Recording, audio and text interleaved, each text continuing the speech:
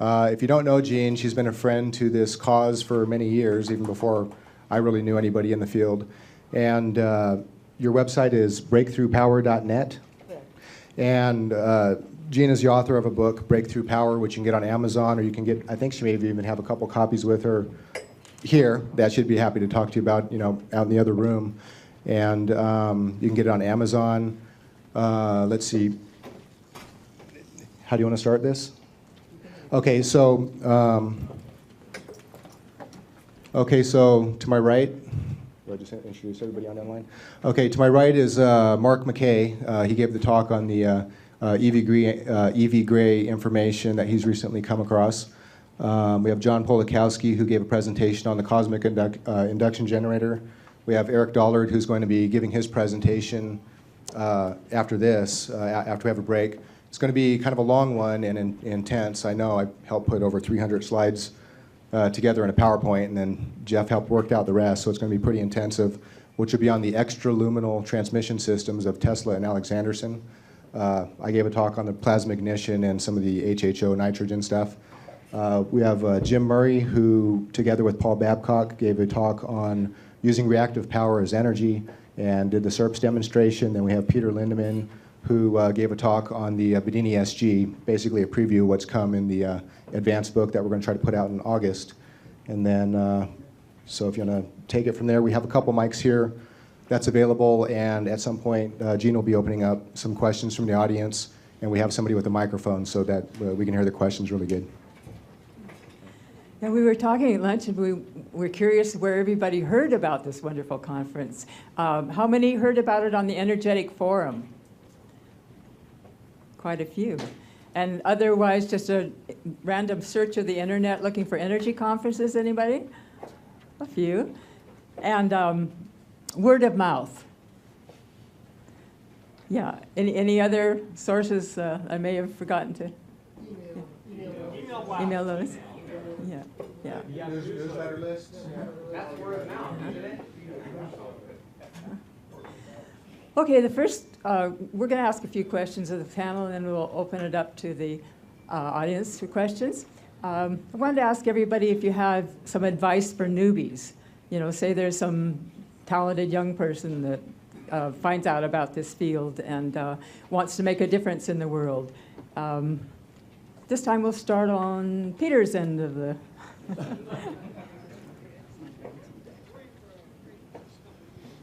You got this question last night. Yeah, all seriousness aside,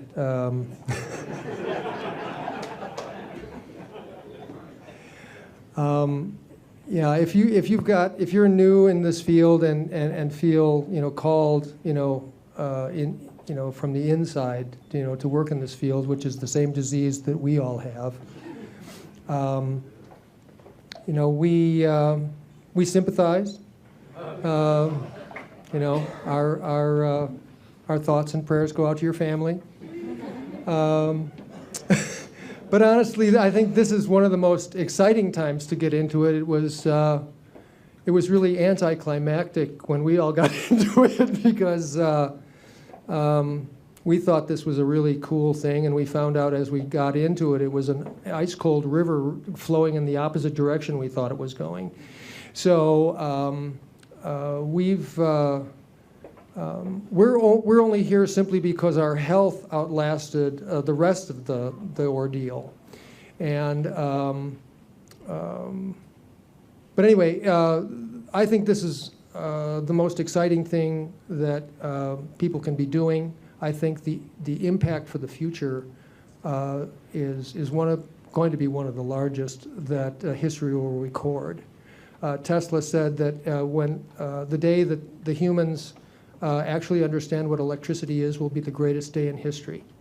And I think we're really approaching that. We're really certainly, even if we don't know exactly what it is, we're really starting to understand what it does and how it does it. And that may suffice for the next stage. And anyway, welcome.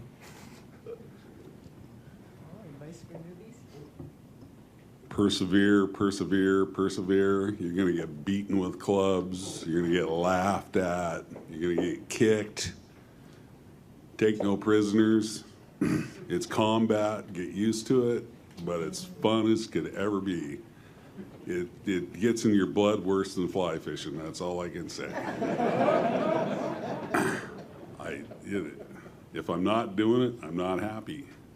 Because I know, you know, real human happiness is when you're creating value for the others you live with. And love for planet Earth, love for my fellow human beings, even though at times, like Einstein said, there's only two things that are infinite, and that's human stupidity and the universe, and he wasn't so sure about the universe. But other than that, all that aside, you know, it's about no matter what kind of technology we create, what kind of discoveries we make, we have to open minds. And that's what we're trying to pass on to you guys, is maybe you don't know much about electronics or physics, but in your hearts, I know you get the truth of it. So spread the word. And, you know, that's what I have to say.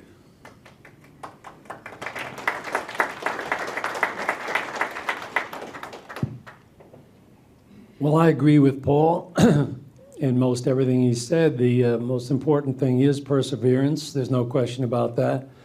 But along with perseverance, you have to also have the realization of the fact that one of your biggest, most complex chores is going to be to undo what you think is real, or to re-educate yourself.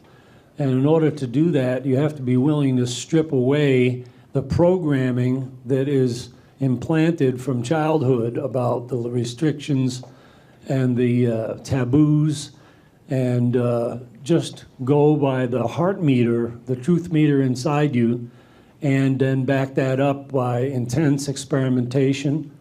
And by all means, don't be afraid to be wrong. There isn't anybody that's always right, and nobody's going to laugh at you, especially if you're doing this in the basement with the windows blacked out. I can tell you all about that sometime.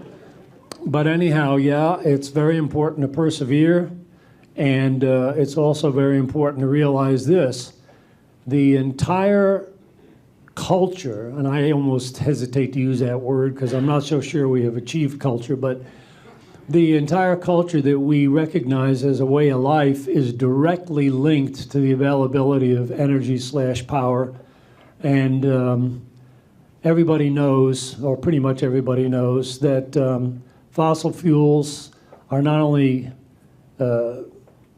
getting harder and harder to find and to process and what have you, but they're also wrecking the environment. So if we as a species want to continue, then we're going to have to find some alternative. And there's good benefits that come with finding an alternative over and above the idea of preserving the planet. If we start to detach ourselves from our dependence upon fuels, then we're also going to be cutting the larger miseries out of the human race that have held us back for a very long time. And I don't have to elaborate on that. I don't think there's a person in the room that doesn't understand what that statement means. So anyway, you persevere, you do away with your programming and try to see the truth for what it really is. And you also have to be willing to work your buns off, because nobody's going to do it for you. And sometimes it's extraordinarily frustrating, and it's also very expensive. So you have to be ingenious enough to come up with ways of funding whatever it is you want to do, and that's not always easy. But the rewards are well worth it. There's no high like seeing the theory that you're working towards being verified in reality. And with that, I'll pass the mic. Thank you.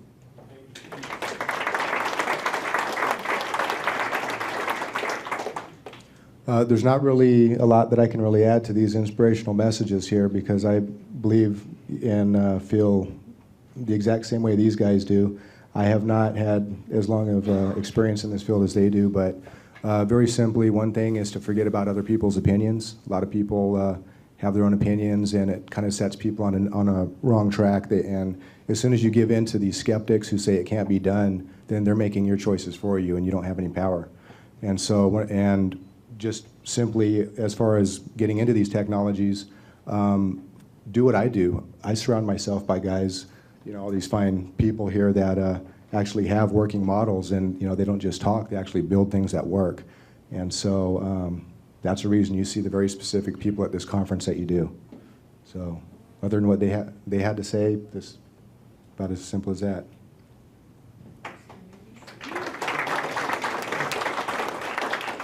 I'm not much of a subscriber to romanticism. All I can say is I don't know how to do anything else. No matter how much you kick the coyote in the head, it's still going to eat chickens.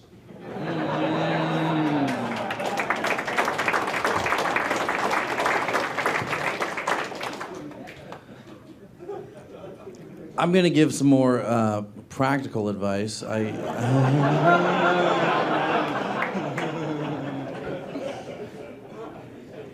I would say most of you who came here are probably trying to either learn how to build something or want to become more informed or just trying to learn something. I would say if you're trying to learn more about the energy field, dive in with both feet. Don't half-ass it. That's what I did 5 years ago, and here I am giving a presentation with Eric. I was just conventionally educated at college, but I dove in with both feet with Eric's material and learned quite a bit. So it's hard work. It's going to take a lot of your time, and you're going to have to decide how badly you want it and how important it is to you. But the rewards are definitely worth it.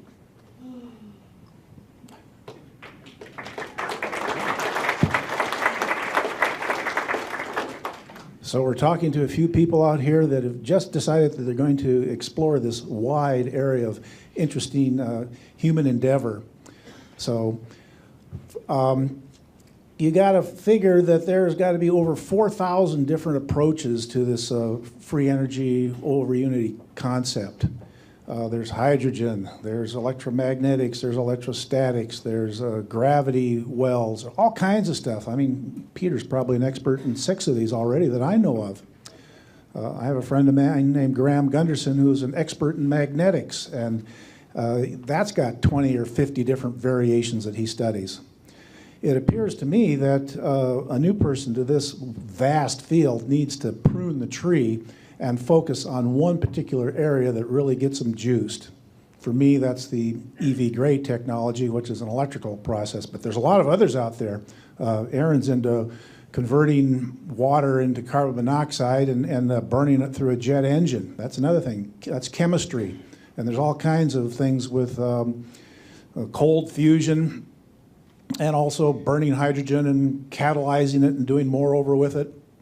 So first of all, just read the whole field with the magazines and blogs and postings, but eventually somewhere in there you're going to find some particular concept that's going to pull your trigger. Then you got to put together for yourself a self-educated program as to how you're going to learn the technology of that particular area of research, whether it's chemistry, whether it's gas, whether it's gravity, or in my case, electronics. Essentially, you're self-taught in this particular field. You're not going to learn anything in the academic schools, but they do provide the basic tools of understanding how to use instrumentation and at least something that the masters in the past have figured out about physics. If I were to start this program with my particular expertise, an example would be to start with a basic electronics manual from a technical school or off the internet and study that thing from front to back so you know all the terminology, all the words, all the basic principles, and all the basic algebra equations. Once you got that down, can speak the language, understand what's going on, know the difference between a watt and a joule, then you're ready to start understanding what these other people have to say. Then I'd go and buy Peter's books on the SG motors, study them from front to back. Then I would study all the basic stuff that's done by Tesla, and then dig into whatever it is your particular foundation or interest would be. This would be kind of the program I'd recommend for somebody starting out. But if you do it in chemistry or something else, then you put together your own program. But it's all going to be hard work. And then none of this is going to go into fruition until you actually do something with it. You got to find your own space, collect your own tools, get your instrumentation, save money from your recycled aluminum cans, and start buying the parts and pieces necessary to do basic experiments in whatever it is you think it is. There's far too many people on the internet that post on the blogs that are primarily, I call, coffee shop physicists. They got this theory, they got that theory, they got this idea, they want to throw this out, but none of them have put two wires together and watched their $4 transistor burn up. So whatever it is, it's got to be a hands-on type endeavor. Anyway, that's kind of a general direction here.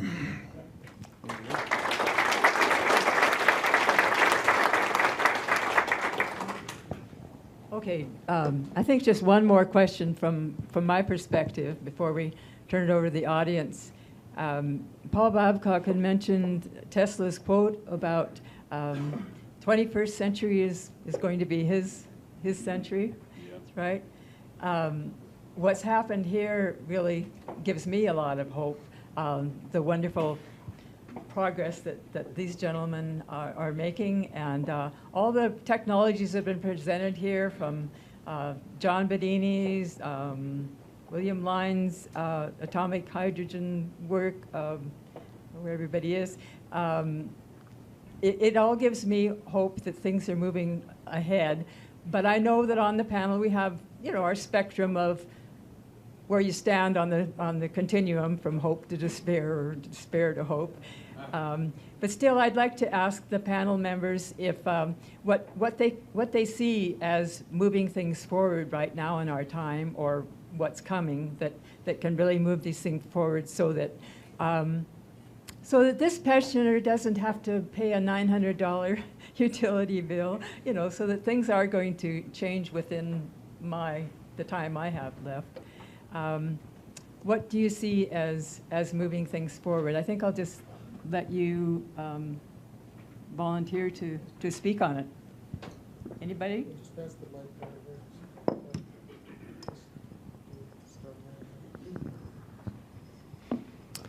Well, I've been in this field for 40 years, and when we first started out, no one would tell you anything. The inventors all kept all their secrets, and somebody starting out with an interest in this field basically was just stonewalled and told nothing, shown nothing, not given any pointers.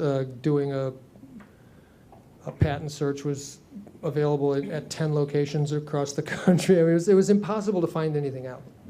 So we've obviously moved into a completely new era with the internet. You can do a patent search on anything worldwide from your living room. We've all been given tools to find out a staggering amount of stuff. And the internet is full of things that are really important, and even fuller of things that are complete nonsense, masquerading as important things.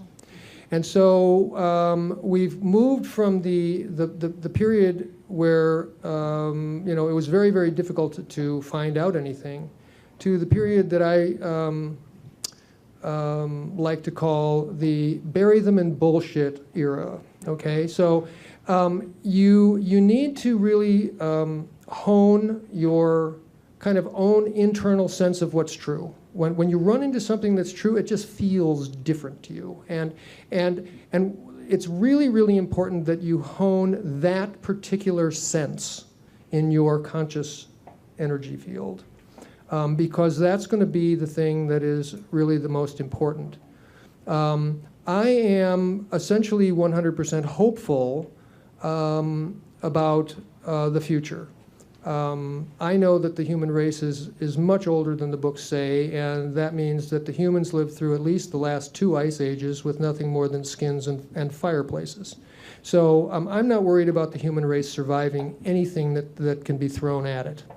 And what that means is that I think we're moving towards an era where the scientific discoveries are really going to change the distribution of power from very, very small groups of people having power over almost everybody to a different distribution.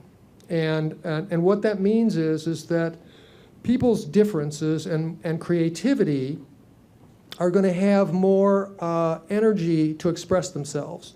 And so what that's going to require from all of us is that we are more tolerant of each other's uniquenesses, okay, while we find even greater reasons to cooperate with each other, even if we don't like each other.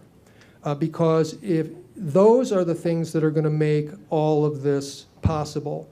If we stay small-minded about people getting, the fruit of their own labor, then things aren't going to change. And the very, very small group of people who've kept us all from learning things will remain in the position of highest leverage. And so I think as this technology explodes on the scene, it's going to require us to become remarkably and even generously tolerant of our differences and people's ability to express their differences in a stronger and more forceful way, and that we have to be tolerant of that of others, even as they will have to be tolerant of us doing the same thing. Well said.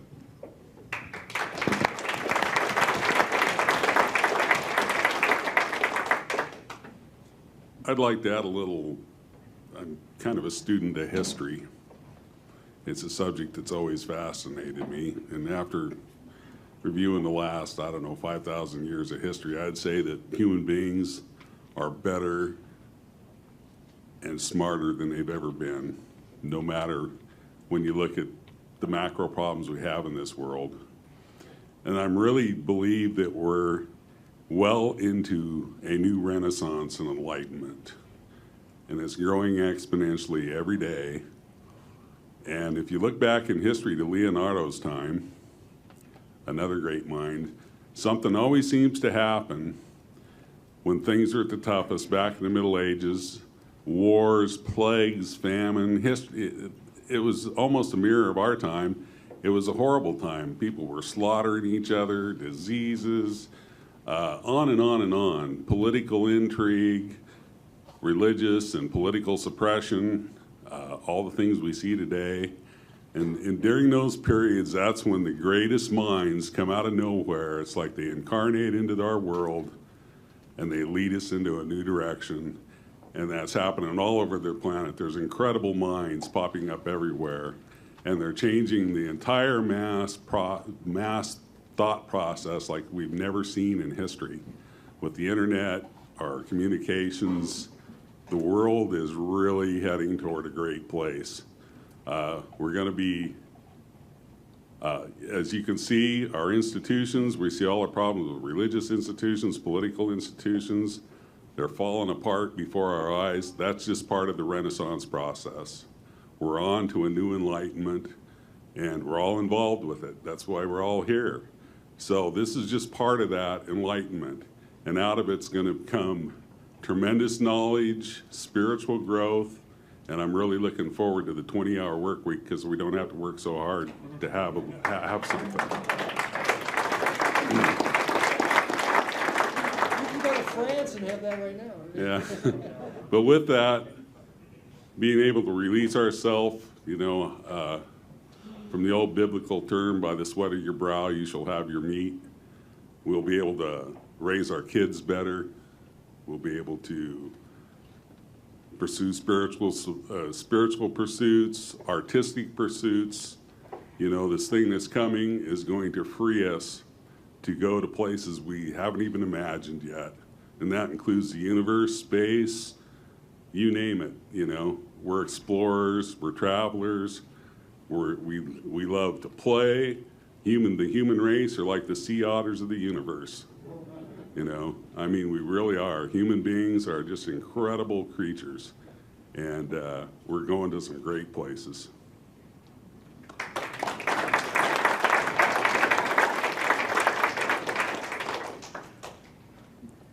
I couldn't agree more with what my two comrades have said, but I look at things from a slightly different perspective, so I might as well deliver this little message from an unusual point of view also.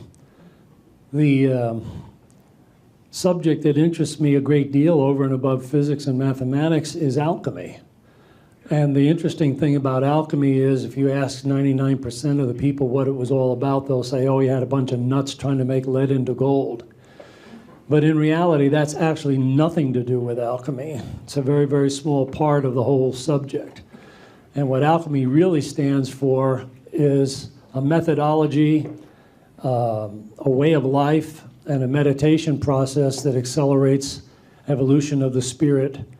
And evolution of the spirit actually corresponds directly to quantum leaps in consciousness.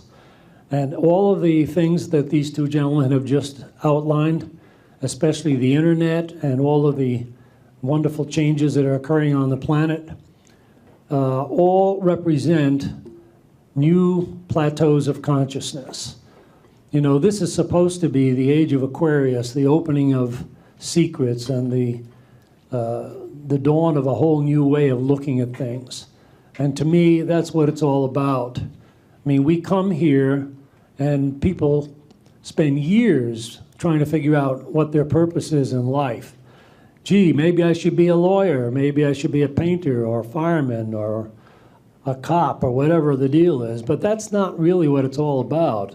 What it's really about is this planet, which is one of hundreds of millions of other planets, is nothing more than a big schoolroom. And we have to start to realize that our primary objective here is to learn. And not only to learn for the purpose of selfishness, which is a good thing in that respect, but also to learn about the intricacies and the wonders of creation, to perceive reality from our own individual perspective, and then to integrate those experiences into a contribution to make to the planet and to our fellow man, so that in reality, each one of us winds up standing on the shoulders of giants and doing wonderful things with our lifetimes. This is a really important thing because I don't believe any human being on his deathbed wants to look back and say, damn it, I spent all these years surviving just so I could croak.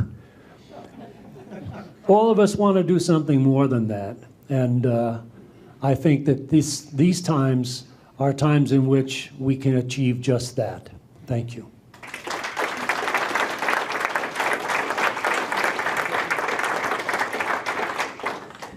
These gentlemen are speaking to my heart. I had a banner made for my book, Breakthrough Power, and on the bottom it said, the energy revolution and the consciousness revolution must arrive hand in hand. Aaron, I'm sure you have things.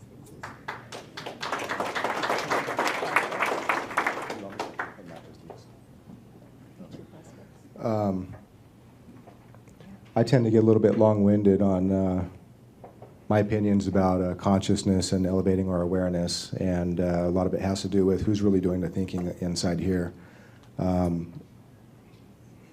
Usually I have probably keep a lot of it to myself. But there is a saying going around that mass hypnosis obviously works, and we see it around, in the world around us. I don't know if I want to go too much into that, really, but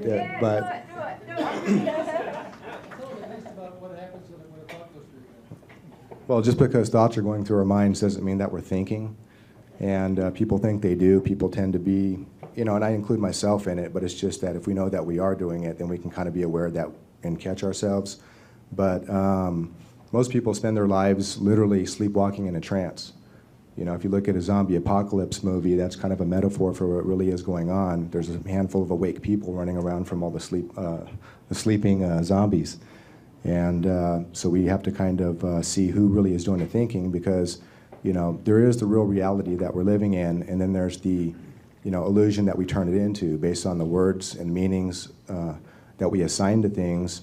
So instead of seeing things as they are, we have to catch ourselves when we are twisting it into something else.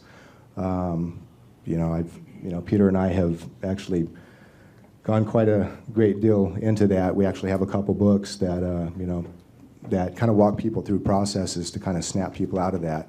One of the things is called idiomotor trance, which a lot of people are walking around in. Not many people really know what it is, not even psychologists.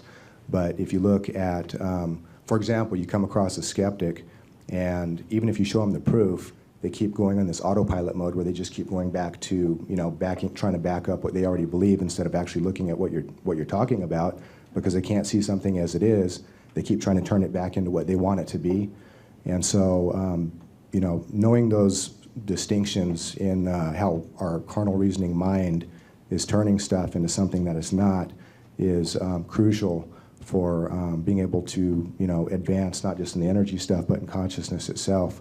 You know, if you take a look at the library that Peter and I have, you know, this is an energy conference, but a couple of the books are, you know, basically relating to transforming consciousness. Now on a, you know, a little more down-to-earth kind of side, some things that have come along to kind of put this field forward that I think is a really disruptive technology. It's completely awesome. I haven't had a chance to play with it yet, but for example, 3D printing, you know, besides the internet, that's obviously disrupted a lot of things and has leveled the playing field. But 3D printing is something that is also leveling the playing field. People can just set it up and start manufacturing their own parts. And you know, probably a handful of you in here probably have experience with 3D printers. Another thing is crowdfunding. Crowdfunding works. That's another disruptive technology, really, because people are coming in and they're bypassing investors. I mean, for years, a lot of people who have something that they want to develop have, you know, the thing has always been, how do we get the money to do this and that? And it's a whole investment game. But with the crowdfunding, you bypass all that, go straight to the people. And when something appeals to somebody enough, and you really, you know, touch somebody, then, you know, it moves them to action, and they will, you know, gladly be a part of it. And we've seen a lot of success in that. For example, in January with crowdfunding, has anybody followed Eric Dollard's advanced seismic warning system? Okay, so we were able to raise $25,000 in 1 month to help pay for the bond for the land, the performance bond for the land that the project is going on. And a lot of that money, I don't know if you followed some of the pictures on ericpdollard.com, but there's been a lot of work that, you know, we haven't talked about on the internet a lot, but we just released a lot of photos when Eric came up here showing what the money is actually being applied to. They've repaired a lot of these poles that these electrostatic antennas are going to go on for this earthquake forecasting system. And so, you know, with crowdfunding also comes with responsibility. And I see a lot of junk being put out there that people are trying to, you know, they're abusing people. They're putting these projects out there that they know they don't work, or they're hoping they will, and they're misrepresenting them, and they're asking for a lot of money from people, and they're taking in a lot of money, but they don't really have a plan or have really any idea what they're doing. And so getting involved with crowdfunding, make sure it's something that you know what you're doing, you have a definite plan, just like, you know, Eric and EPD Labs has. It's a very specific process with this much money. This is what we're doing with it. We're working on the polls, we're going to do this. And have that mapped out, and make sure that all that is already kind of mapped out and you know what you're going to do with it before you even get started. And so, you know, besides anything relating to raising our awareness, the 3D printing and crowdfunding, that's two things that, you know, that's really on our side. So that's, I'll pass it on to Eric.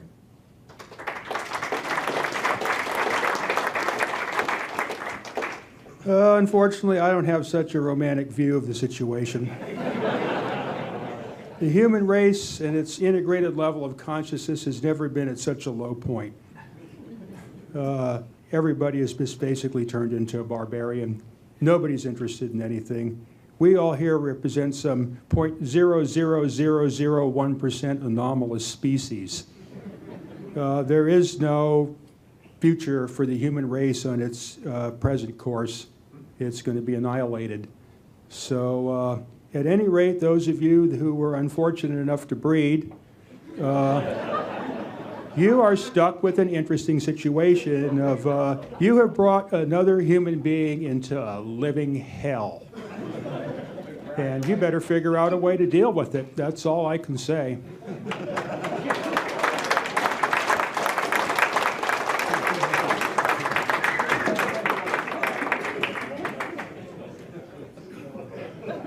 Well, that's kind of a pessimist's point of view. It's a scientific point of view. So do you have one better? I'm more of an optimist personally. How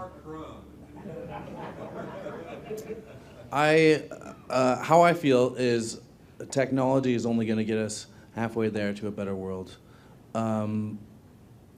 It's got to start with yourselves, to be honest. What got us into this mess in the first place is people focusing on their own wants and needs and not caring about other people as much. And technology will definitely help, but to create a better world, you have to start looking beyond yourself and caring about your neighbor and being as kind to them as you would be to yourself. I'm a firm believer that everything in your life happens for a reason. And any experience you've had in your life, you have brought to yourself in order to learn something. And it's very important to learn that lesson whenever it comes to you, even if the situation is not something you like. It's incredibly important to learn that lesson and take that with you and teach it to somebody else. That's all I have to say.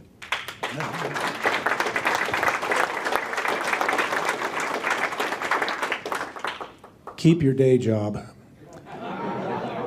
This great transition that my colleagues are referring to is going to take decades to manifest. In that time, you're going to have to maintain paying the rent and paying the insurance on your car and everything else that's required to survive. If you're deeply interested in this very novel field, that means you're going to have to do it in an incremental step at a time. I've seen various passionate researchers over the years sell the farm, hawk their car, buy equipment, put everything into whatever it is they think they're working, and then wonder why their wife leaves them. If you read just one book a year, or one article a year, or a couple articles a month, a very slow but incremental and improving collection of information and understanding of what's going on, you'll be in a position, say, speaking 10, 20 years from now, having this broad background of all this technology and all this science and the exploits of the pioneers in the field.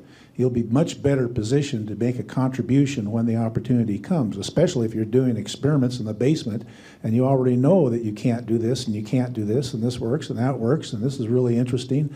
You know what's going on and how to really help out with this grand scheme of things.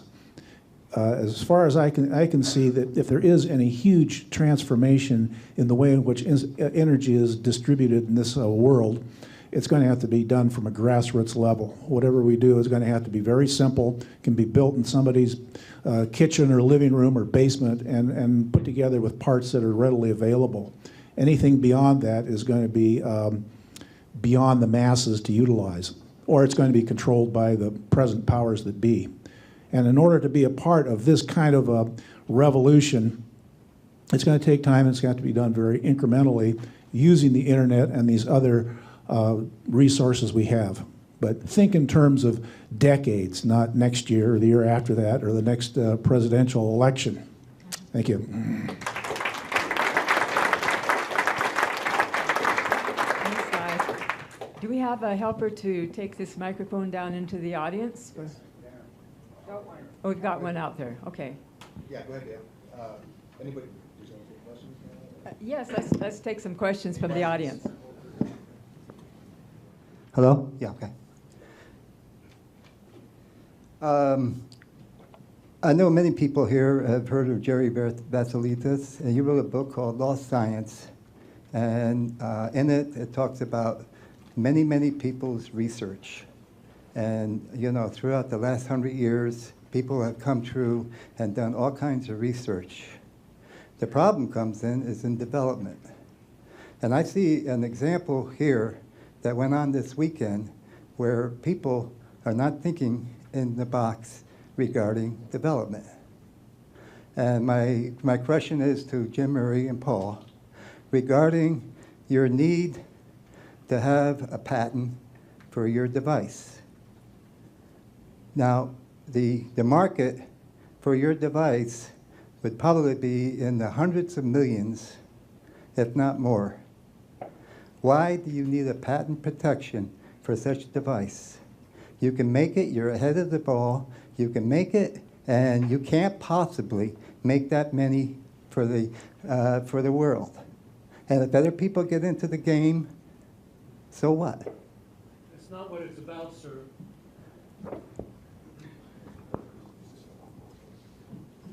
That's not what it's about, sir. Modern patent law is very corrupt, like everything else. And let me tell you what will really happen. If we just start giving the information out with all good intention, you'll have some big XYZ corporation come along, and they will file patents, and they will do whatever the hell they want to do with the technology, and you won't have anything to say about it. If you put it in a public domain, it won't. That's not the way it works. It's not the first to invent, it's the first to patent now. First to file. First to file is the patent owner, regardless of who invented it, and it, That's not true though for public domain. you know. In 2009, that changed. I got something to say on that. Something has to be dedicated to public domain. I got something to say on that. Okay, there's a, does this thing work? Okay, I know exactly what's going on with this. What these people are about is to make sure none of this stuff ever happens and to knock your brain off course. Now, I spotted a motive going on in this by some of these so-called Tesla experts, is when I start coming up with like an idea or a theory on the Tesla stuff and start coming up with algebraic equations and concepts, what these cunning reptiles are doing is they're sneaking off and patenting every one of these things, whether they know how it operates or not. And when it comes time for me to hitch up with the Navy or hitch up with the power company or whatever to get this stuff going the way that it's supposed to get going, they're going to come out of the woodwork and they're going to say they got a patent on it and it ain't going to happen. So you better damn well get your patent first. That's all I got to say. I mean, this is what's going on.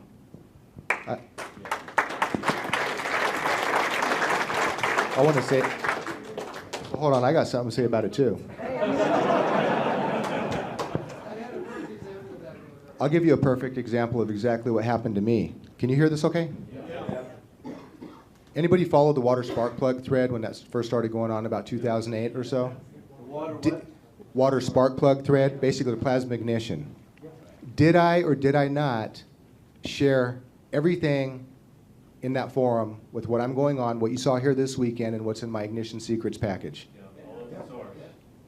I thought I was open sourcing it.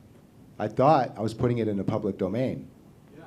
When I wrote the book to explain this so somebody didn't have to take thousands of hours going through it, I was going to give a dedication to somebody who had their own contribution that was different than mine. So I typed his name into Google to make sure I was spelling his name right, and the first thing that came up in the Google search was a patent application for my invention. Okay? But isn't his patent easy to break because you did open His source? patent, it's my invention. But Just, no, okay, but just. you know what I mean? Isn't it easy for it to break his patent because it Let me- has been open source? First is, Give a lawyer $250,000 and it'll work just fine. first of all, it's not his patent. They applied for it, it's my invention, Right. and it was filed within 1 year, because if you put something in the public domain, Yeah. okay, there's a 1 year period that you have to still file the patent. So people are going to think if you see something that goes, it's automatically public domain and it's everybody's, no, you still have 1 year to file for that patent, and that's exactly what they did, claiming that they were the inventors. Okay?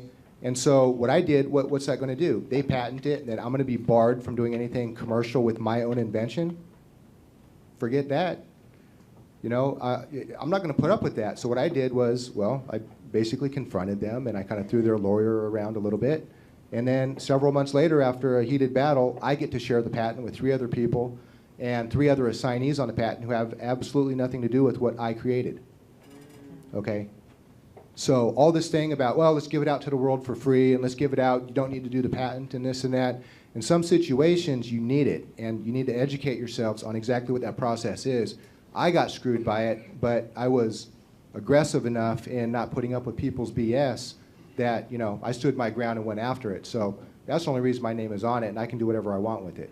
So there's a lot of misinformation about what people think patents are about, and most people have it wrong. Thank you. Thank you.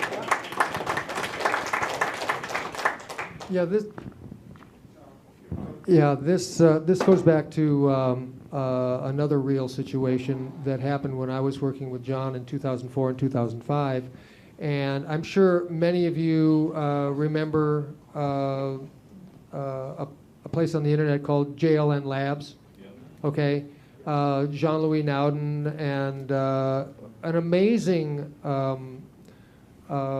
laboratory in France who was doing everything they possibly could to duplicate, you know, other people's technology and vet them, and it all on the surface of this, it all looked like, you know, this wonderful open source situation that, and this guy was just an amazing resource, and he was helping everybody out, and he was teaching us all what worked and what didn't work and everything else.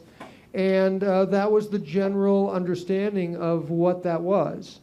As John and I started looking into a number of patenting situations, what we found was really going on was that that guy was being funded by a situation where he was going in and checking out everything and filing patents in France on everything that he duplicated and found out worked. That is what JLN Labs was about. And we ended up just calling him the miner. Okay? And there isn't anything pleasant or wonderful or supportive or open source or anything that is useful about that kind of behavior. And it was absolutely pervasive. And yeah, I mean, I think on this panel we all have a pretty clear, you know, we recognize the limitations of the patent system, but we are also extremely pro-protect of the intellectual property. Here.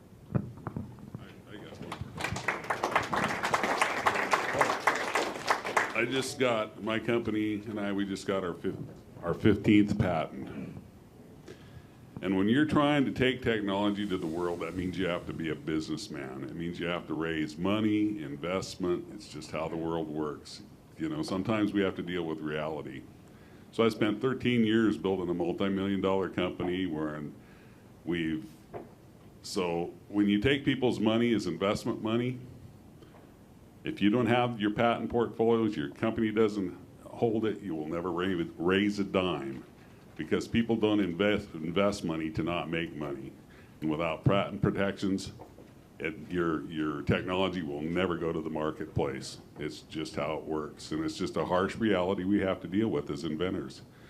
And you know, that's how it is. So for the protection of my stockholders, my employees, and all the people that have put their life's work into it, the patents are key and critical. Great answer. And just because somebody has something patented doesn't mean you can't learn about it. Does John Bedini not have a handful of patents regarding his technology?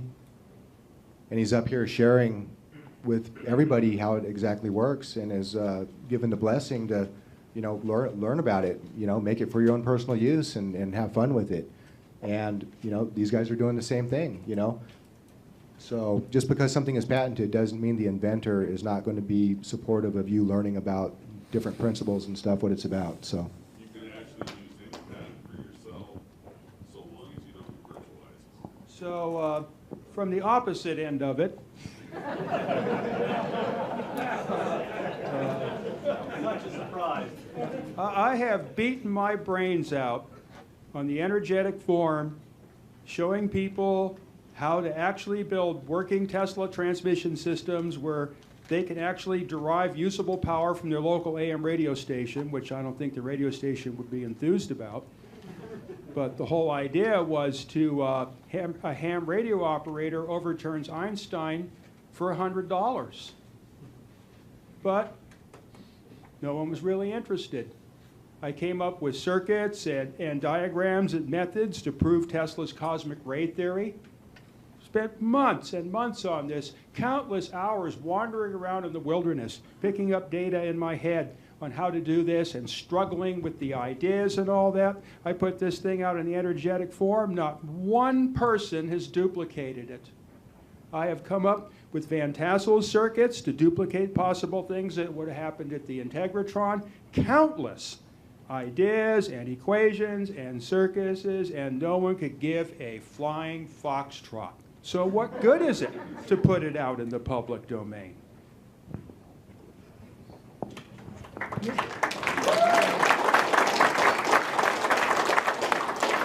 We have a few more minutes for questions, and we'd like to ask that you give your name and where you're from when you take the mic. I'm Victor from Spokane, and my question is, once you have a patent, you can still put it out in public domain, and you're protecting that technology that way, aren't you?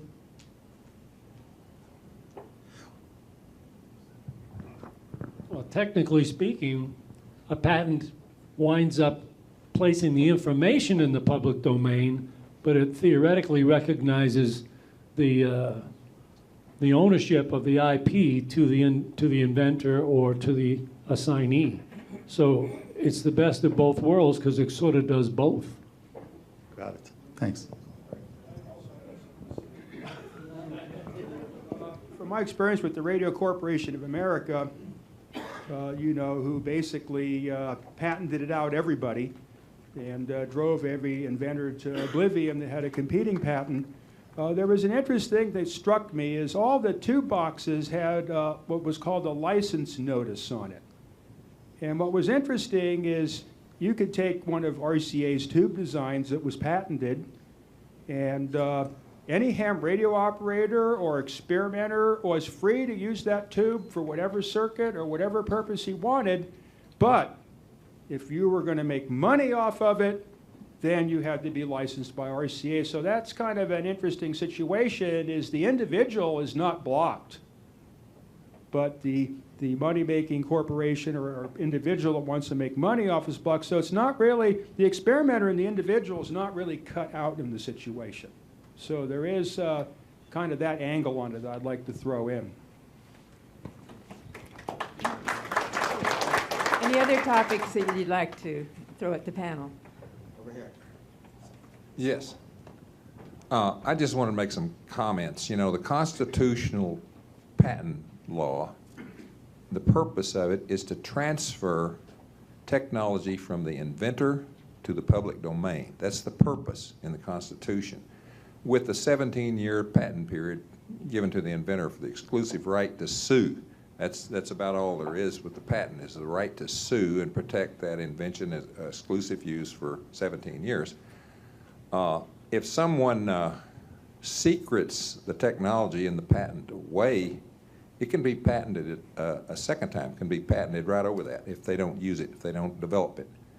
So there's a lot of this stuff that's being grabbed by corporations just for the purpose of sitting on it. But there again, what you're left with is you've got to have a really good attorney to fight for it, because the person with the best attorney or the best, legal team is going to fight anybody, even if they, it's like Tesla's General Electric claimed a patent right over that little electric meter on your house based on a Tesla patent which didn't mention it.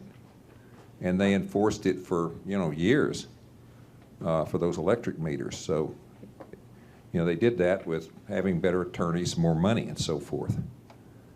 I've heard, and I'm exploring the idea that proprietary information can be protected under intellectual rights without a patent. If you copyright it, they can be violating your copyright if they copy your patent and file a patent application on it. I've had a number of people who've patented several of my inventions, and it was the same thing. You know, somebody calls you up, and next thing you know, they're filing a patent application on it. So, you know, something's got to be done about it. All right, thank you.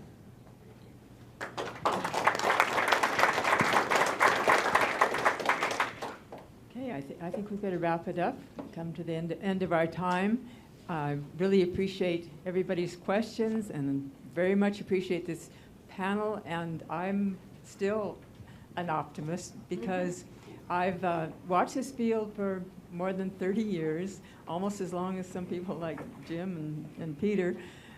And I do see progress. I've never seen a demonstration before of more power back to the source than coming from it. What you people have been witness to this weekend is truly paradigm changing, and it's just you are really in a wonderful time. And I'll wrap it up with that.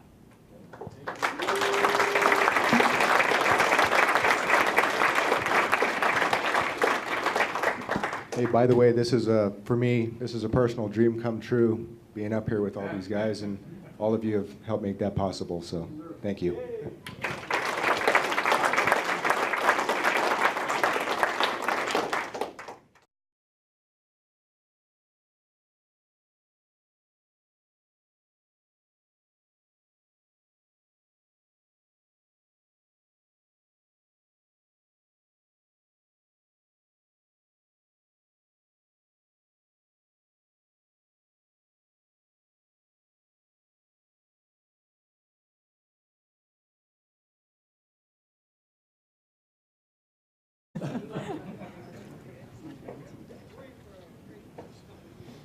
You got this question last night. Yeah, you know, all seriousness aside,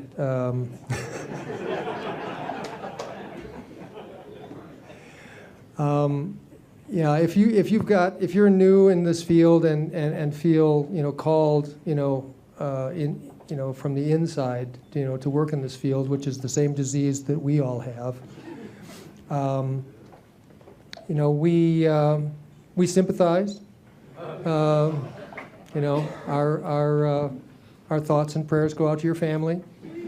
But honestly, I think this is one of the most exciting times to get into it. It was really anticlimactic when we all got into it because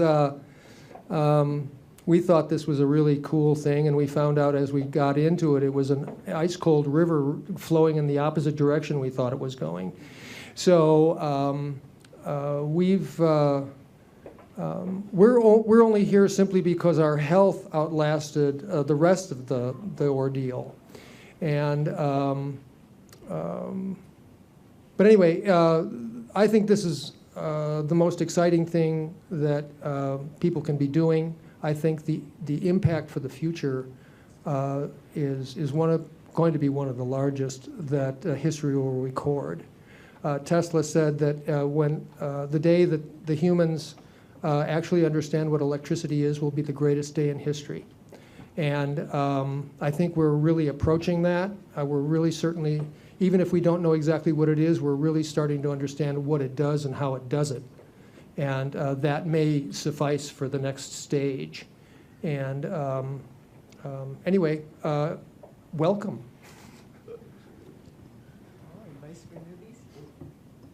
Persevere, persevere, persevere. You're going to get beaten with clubs. You're going to get laughed at. You're going to get kicked. Take no prisoners. It's combat. Get used to it. But it's fun as could ever be. It gets in your blood worse than fly fishing. That's all I can say.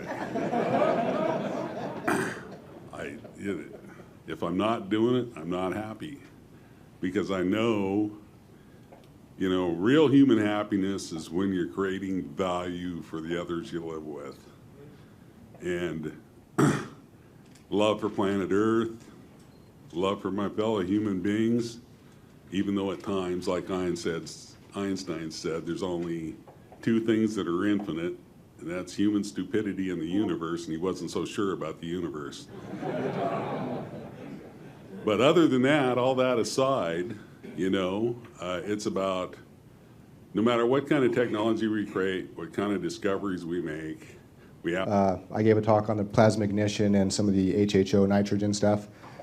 We have Jim Murray, who, together with Paul Babcock, gave a talk on using reactive power as energy and did the SERPs demonstration. Then we have Peter Lindemann, who gave a talk on the Bedini SG, basically a preview of what's come in the advanced book that we're going to try to put out in August. And then, so if you want to take it from there, we have a couple mics here that's available, and at some point, Jeane will be opening up some questions from the audience, and we have somebody with a microphone so that we can hear the questions really good. And we were talking at lunch, and we were curious where everybody heard about this wonderful conference. How many heard about it on the Energetic Forum? Quite a few. And otherwise, just a random search of the internet looking for energy conferences, anybody? A few.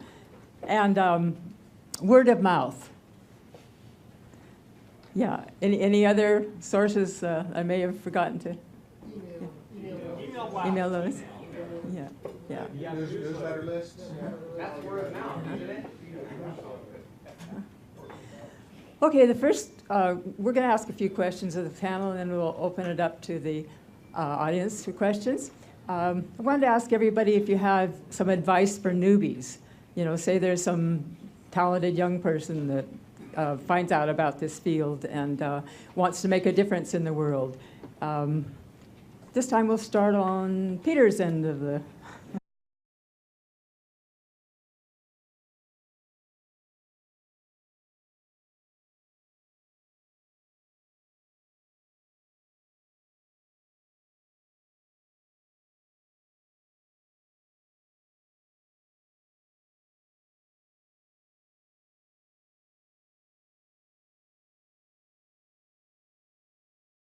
If you don't know Jeane, she's been a friend to this cause for many years, even before I really knew anybody in the field. And your website is breakthroughpower.net. And Jeane is the author of a book, Breakthrough Power, which you can get on Amazon, or you can get, I think she may even have a couple copies with her here that she'd be happy to talk to you about, you know, out in the other room. And you can get it on Amazon. Let's see. How do you want to start this? Okay, so to my right, do I just introduce everybody on that line?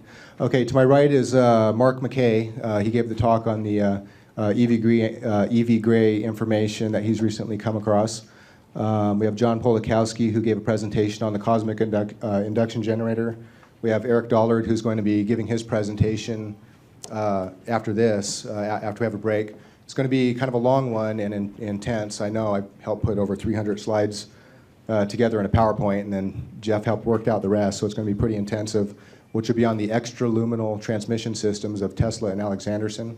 Have to open minds, and that's what we're trying to pass on to you guys, is maybe you don't know much about electronics or physics, but in your hearts, I know you get the truth of it, so spread the word. And, you know, that's what I have to say.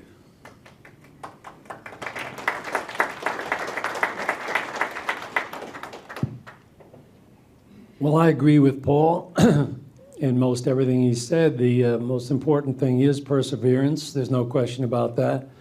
But along with perseverance, you have to also have the realization of the fact that one of your biggest, most complex chores is going to be to undo what you think is real, or to re-educate yourself.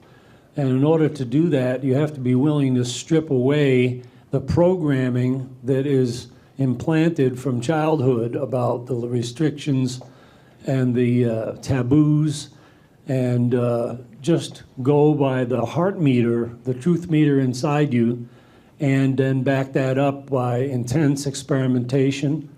And by all means, don't be afraid to be wrong.